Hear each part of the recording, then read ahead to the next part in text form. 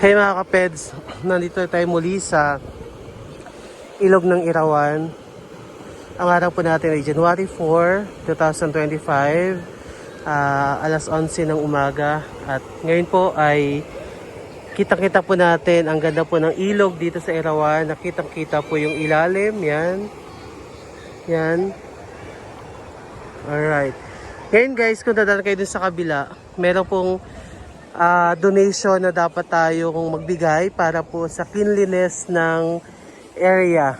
Kasi yung mga barangay council and official ay sila po yung naglilinis sa lugar, kaya kailangan po natin mag-donate para syempre sa mga gagamitin at syempre sa mga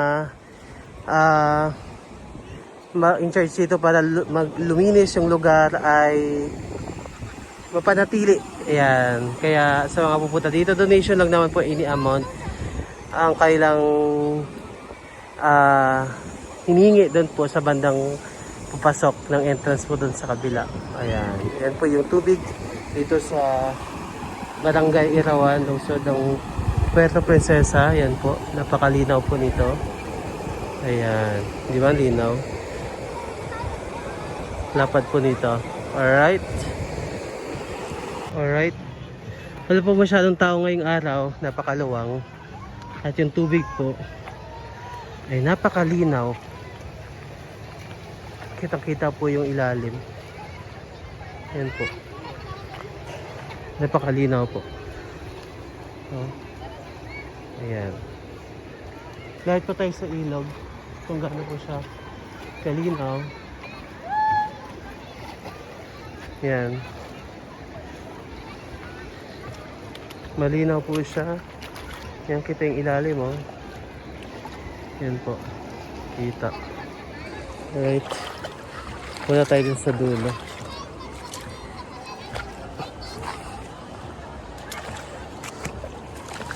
Yan. Yan, oh. Napakalinaw.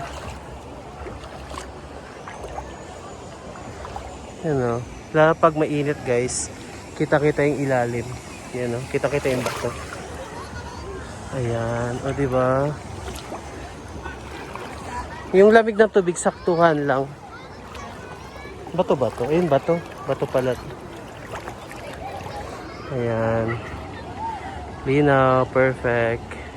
Guys, ito guys yung ilog. Ayan. Ayan siya.